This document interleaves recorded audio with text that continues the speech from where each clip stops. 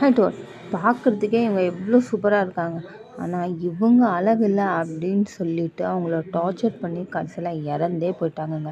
இப்போ நீங்கள் பார்த்துட்ருக்கீங்களா, இந்த பேர் வந்து பார்த்திங்கன்னா அரேஞ்ச் மேரேஜ் பேர் தான். அரேஞ்ச் மேரேஜ்னு சொல்கிறதே உங்களால் நம்ப முடியலன்னா, இதுக்கு அடுத்து சொல்ல போகிற விஷயம்லாம் அவ்வளோ ஷாக்கிங்காக இருக்குங்க. மாப்பிள்ளை வந்து ஒரு சில கண்டிஷன்லாம் வச்சுருக்காரு. அவர் வந்து பார்த்திங்கன்னா கவர்மெண்ட் வேலைன்றதுனால பொண்ணு வந்து கல்யாணத்துக்கு அப்புறம் கை நிறையா சம்பாதிக்கணும். கல்யாணத்துக்கு முன்னாடி சம்பாதிக்கல, அதில் எந்த விதமான பிரச்சனையும் இல்லை. கல்யாணத்துக்கு அப்புறம் நல்லா சம்பாதிக்கட்டும் அப்படின்னு சொல்லியிருக்காரு. பொண்ணு நல்லா ஒல்லியாலாம் இருக்கக்கூடாது, நல்லா சப்பியாக இருக்கணும் அப்படின்னு வந்து கேட்டிருக்காரு. நம்ம வீட்டு பொண்ணு பார்க்குறதுக்கு நல்லா அழகாக தானே இருக்குது. கல்யாணத்துக்கு அப்புறம் சாப்பிட்டு நல்லா சப்பி ஆகிட்டோம்.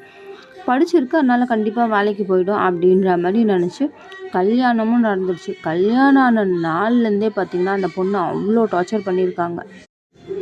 புருஷன் குடும்பம் மட்டும் இல்லைங்க, நாத்தனார் குடும்பமும் சேர்ந்து தாங்க அந்த பொண்ணு அனுபவிச்சிருக்கு. எப்பயும் போல் சண்டை போடுற மாதிரி சண்டை போட்டு அவன் புருஷன் வந்து வெளியே போயிட்டு மறுபடியும் வீட்டுக்கு வரும்போது கதவுலாம் சாத்தி இருந்தது. அவங்க எவ்வளோ தான் தட்டினாலும் அந்த பொண்ணு திறக்கவே இல்லை அப்படின்ற மாதிரி அவங்க சொல்கிறாங்க.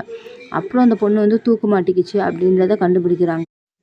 பொண்ணு வந்து இப்படி தூக்கு மாட்டிக்கிட்டா அப்படின்னு தெரிஞ்ச உடனே அப்பாவுக்கும் அம்மாவுக்கும் தகவல் சொல்லியிருக்கணும். ஆனால் இவங்க என்ன பண்ணியிருக்காங்கன்னு பார்த்தீங்கன்னா, அக்கம் பக்கம் இருக்கிறவங்க தகவல் சொல்கிற வரையும் வெயிட் பண்ணிட்டு இருக்காங்க பையன் வீட்டு சைட்லேருந்து.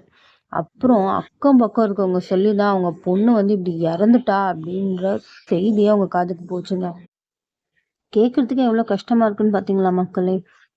அப்புறம் அவங்க அப்பா வந்து அந்த பொண்ணை பார்க்க வந்தபோது ப்ரெஸ்ஸும் நிறையா பேர் நின்றுட்டு இருந்தாங்க. ப்ரெஸ்ஸுக்கிட்ட அவர் சொன்ன ஒரு விஷயமும் வந்து பார்த்தீங்கன்னா, பொண்ணை பெற்ற எந்த அப்பாவுக்கும் இந்த மாதிரியான ஒரு நிலைமை வந்துடவே கூடாது மக்களே.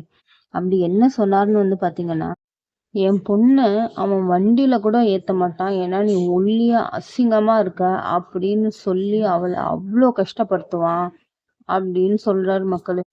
இதெல்லாம் எப்படி அவங்களுக்கு தெரியும் அப்படின்னு எதிர்கேள்வி கேட்டதுக்கு அவங்க அப்பா சொன்ன பதில் வந்து, என் பொண்ணோட தோழிக்கிட்ட வந்து பார்த்தீங்கன்னா அவள் எல்லாத்தையும் வந்து ஷேர் பண்ணுவான், அப்படிதான் எனக்கும் தெரிஞ்சது.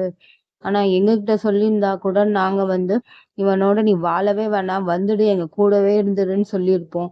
அதனாலேயே அவள் எங்ககிட்ட இருந்து மறைச்சிட்டா, ஏன்னா நாங்கள் கஷ்டப்படக்கூடாதுன்ற ஒரே ஒரு காரணத்துக்காக. அப்படி இவனோட வாழணும்னு நினைச்ச பொண்ணு கண்டிப்பா தூக்கெல்லாம் மாட்டியிருக்க மாட்டா. இவன் தான் என்னோட பொண்ணை கொன்னுட்டான் அப்படின்னு சொல்லிட்டு கேஸை ஃபைல் பண்ணிட்டாங்க. இந்த கேஸ்ல என்ன தீர்ப்பு வரப்போகுதுன்னு சொல்லிட்டு காத்துட்டு இருந்தா மக்களே பார்க்கணும். இதெல்லாம் அவங்ககிட்ட சொல்லாம வேற யார்கிட்ட சொல்ல போறேன். ஒரு பொண்ணை கல்யாணம் பண்ணிக்கணும் அப்படின்னு நினைக்கும் போது ஒருத்தன் நல்லா சம்பாதிக்கிறவனா இருக்கக்கூடாது, அந்த பொண்ணு நல்லா பாத்துக்கிறவனா மட்டும்தான் இருக்கணும். சம்பாதிக்கிறது கூட ரெண்டாவது தான் மக்களே. பணம் இருந்தாலும் வேலை இருந்தாலும் அந்த பொண்ணை இவ்வளோ கஷ்டப்படுத்தி இந்த நிலைமைக்கு ஆளாக்குனவன். இதை பத்தி நீங்க என்ன நினைக்கிறீங்க அப்படின்றத கமெண்ட் பண்ணுங்க.